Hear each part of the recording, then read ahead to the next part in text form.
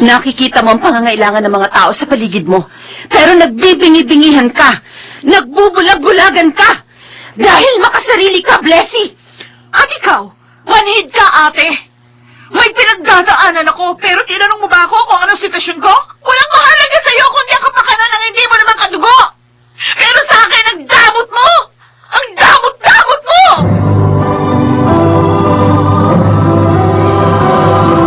Handog ng DZRH ang tunay sa kanyang panahon.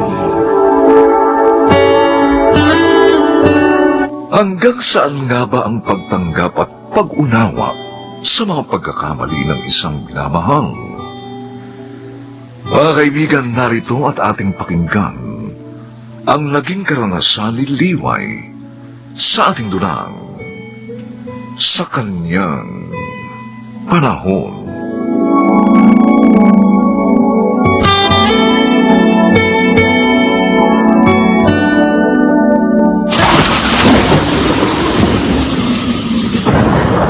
Mang David, kayo po pala.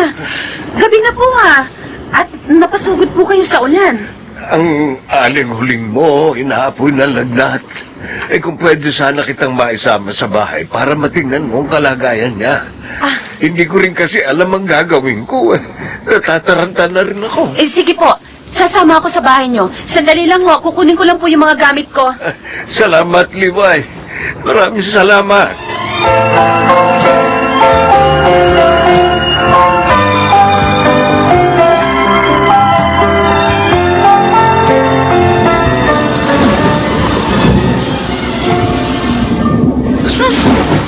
Si Ate Liway pa rin palang tinatawag ng mga taga rito kapag may mga problema sila. Kasi nga, isang tawag lamang nila sa Ate Liway mo. Kahit pa napakalakas ng ulan, sasama at sasama siya talaga sa kanila. Paano kung cancer na pala ang dahilan ng pagkakasakit ng tao? Pwede pa ba yung mga pahimas-himas, yung mga dasal-dasal niya? Kahit pa paano, may kaalaman naman ang ate mo sa first aid. Mula sa natutunan niya sa caregiving course na pinag-aralan niya. At saka alam din niya ang gagawin niya sa mga oras ng emergency. Mabababaw rin kasi yung mga taga rito. Madaling makuha ang mga loob. So ano ba nakita nila kay Ate Liway? At bakit sobra-sobra ang pagpapahalaga nila sa kanya?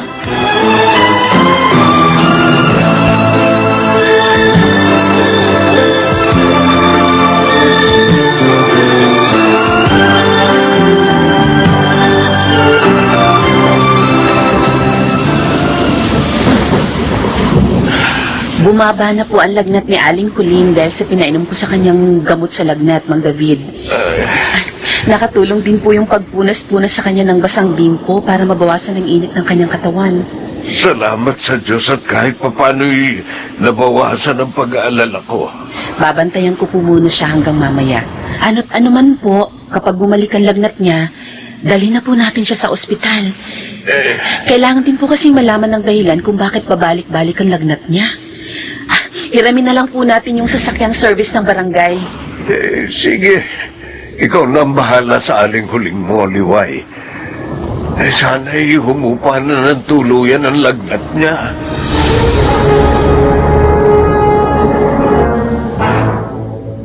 Joel! Joel, sandali! Dahil nagmamadali ako, marami kong gagawin sa gilingan ng palay. Bakit ba iniiwasan mo ko? Ano bang problema mo? Bakit ka pa kasi nagbalik? Para lang saktan ulit ang kalooban ko. Isa pa, wala naman sa lugar na ito mga pangarap mo, hindi ba? Oo! Inaamin ko. Bigo ako sa mga pangarap ko. Bumagsak ako sa battery exam sa nursing. Kaya hindi na ako magiging isang nurse kahit kailan. At tulad din ng katotohanan na hindi na ako makakapag-ibang bansa. Tulad ng pinapangarap ko.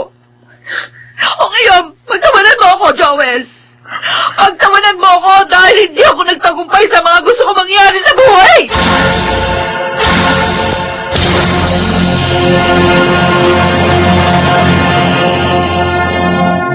Hanggang ngayon ba, hindi pa sinasabi sa iyo ni Blessy ang dahilan ng biglaan niyang pag-uwi rito sa baryo, Lida? Abay, hindi. Nag-aalangan naman akong tanungin. Alam mo naman ang ugali ng anak mong yun. May karapatan nating malaman ang mga nangyayari sa kanya. Lalo na sa pag-aaral niya. Dahil sa kanya lahat napupunta yung pinagbentahan ng ani nating palay. Mula nga kasi nang dumating siya rito, wala siya binabanggit tungkol doon. Ayoko nga kasing pangunahan. Tsaka lang mag-aalboroto. Ang mahirap nga, sa sobrang pag-iingat natin sa maaari niyang maramdaman, ay umaabuso naman siya. Tingnan mo, parang tau-tauhan lang ang turing niya sa atin dito. Madalas, daan-daanan lang niya tayo rito. Ako iniisip ko na lang. Epekto yun ng mga maintenance ng gamot na iniinom niya magpahanggang ngayon. Lalo na yung pagiging bugnutin niya. Kahit na ano pa ang sabihin mo, kailangan pa rin nating malaman kung bakit bigla na lamang siyang umuwi rito sa baryo. Hindi mo ba napansin? Parang halos lahat ng gamit niya sa dormitoryo, inuwi na niyang lahat dito.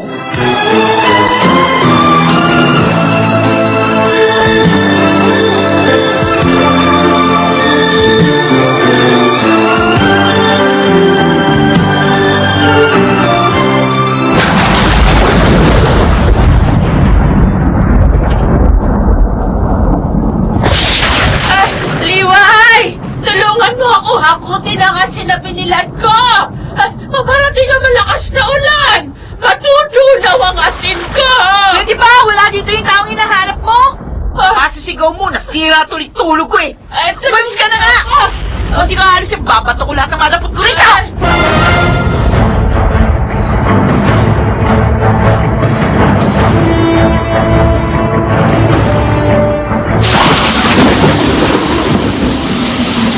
David, hindi mo ba si Aling Sela yung nawala ng malay niya yun at bumagsak sa kalsada? Oo nga. Mabuti pa sa klolohan natin siya. Tara.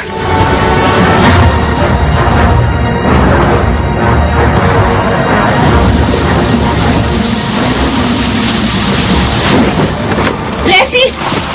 Bakit hindi mo ako tinawag sa likod bahay nang hanapin ako kanina ni Alicela? Bakit? Obligasyon ba kitang tawagin? Para lang sa matandang yun? Sinira na nga rin yung tulog ko, aabalahin pa niya ako? Natunaw lahat ng asin na nakabilad ni Alicela. Kung tinawag mo sana ako sa likod bahay, baka may nahakot pa kaming ilang sako bago bumuhos ang ulan. Bakit kasi nagbibilad pa siya ng asin? Panahon ng tag-ulan? Dinala ni namang David at Joel si Alicela sa ospital.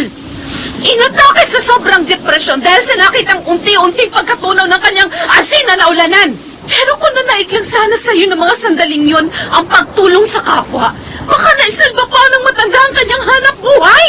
Eh bakit ba parang kasalanan ko pa ang pagkatunaw ng asin sa ulan na matandang yun? Nakikita mo ang pangangailangan ng mga tao sa paligid mo, pero nagbibingi-bingihan ka! Nagbubulag-bulagan ka! Dahil makasarili ka, Blessing! At ikaw, manhid ka, ate! Eh, pinagdadaanan ako, pero tinanong mo ba ako kung anong sitwasyon ko? Walang mahalaga sa'yo kundi ang kapakanan ng hindi mo na makadugo! Pero sa akin, ang damot mo! Ang damot-damot mo!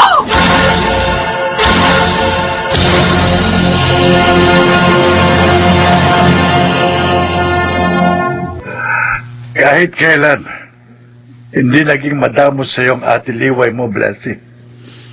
Hindi masusukat ng anumang bagay dito sa mundo ang ginawa niyang pagsasakripisyo para sa iyo mula noong mga bata pa kayo, kahit magpahanggang ngayon. Alam niyo, Tay, yung mga sinasabi niyong yan ang hindi ko talaga maintindihan. Kapag nagkakaroon kami ng problema ni ate, palagi niyong sinusumbat sa akin ang bagay na yan. 13 anyos ka pa lang noon, Blessing. Pabalik-balik ka sa ospital dahil sa kung ano-anong karamdaman hanggang tapatin kami ng doktor na hindi na gumagana ang iyong mga bato at kailangan mong sumailalim sa isang kidney transplant. Sa puntong yun, kailangan na naming magdesisyon ng nanay mo. Halos naubos na rin kasi ang kabuhayan natin noon dahil sa iyong pagpapagamot. Kaya hindi na namin kayang magbayad pa sa isang donor na manggagaling sa labas. Kung ganun, sino naging donor ko?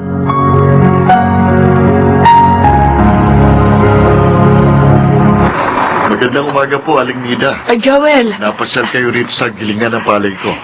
ipagigiling ko nga kasi yung 5 sako ng palay na ibinaba ng tricycle sa harapan ng gilingan mo. Alam mo na, tagulan na. Kailangan may nakatabi ng bigas para sa pagkain. Oo, tama po yun. O sige, ako na pong magbubuhat. Papasok dito sa loob ng mga sako. Abay! Dagdagan na pala ang mga gilingan mo ng palay, ah. Ay, opo. Sinikap ko po talaga makabili ng ilang dagdag na makina para hindi na po lumayo mga kalugar natin sa pagpapagiling ng palay. Joel, Oh? yun tungkol sa mga maling asal sa iyo ni Blessy. Ako na humihingi ng paumanhin sa iyo, ha? Naku, wala po kayong dapat alalahanin na Aling Nida. Kabisado ko na po ang ugali ni Blessing. Naunawaan ko po siya sa maraming bagay. Alam ko, mahal mo ang anak ko, Joel. Wala naman pong nababago sa nararamdaman ko kay Blessing. Lalo na't sa kanya ko naman inuukol ang mga pagsisikap ko sa buhay.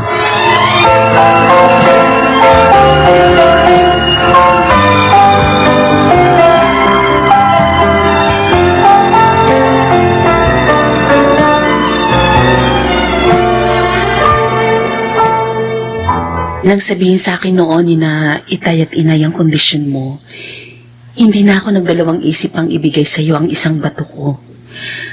At ang ginawa kong yun, hindi ko yun pinagsisisihan kailanman. Isipin pang binigyan ko ng masamang kahulugan yung mga paghihigpit mo. Kasi akala ko, gusto mong kontrolin ang buhay ko. Kailangan kitang pangalagaan dahil mahal kita.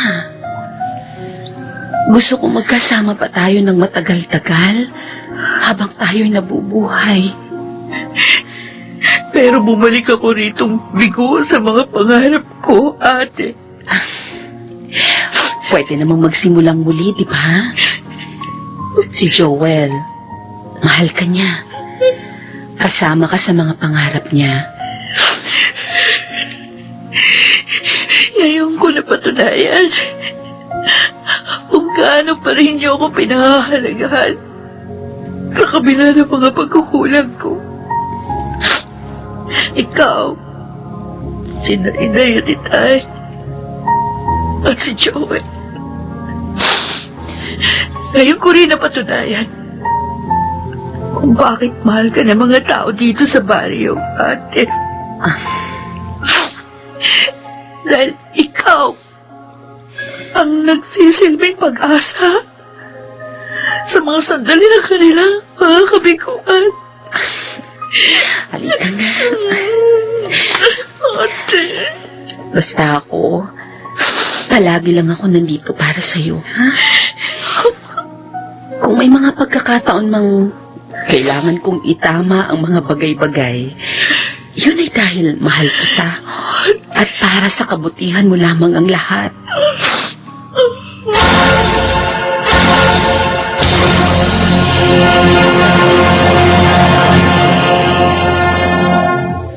Pagtanggap sa sariling damdamin. Pagpapakita ng pangunawa sa kalagayan at pangangailangan ng kapwa. Ang mga ito ang mahahalagang sangkap sa pagbuo ng mabubuting layunin. Kapag nataglay mo ang ganyang mga katangian, tutulungan ka ng Diyos sa Kanyang panahon.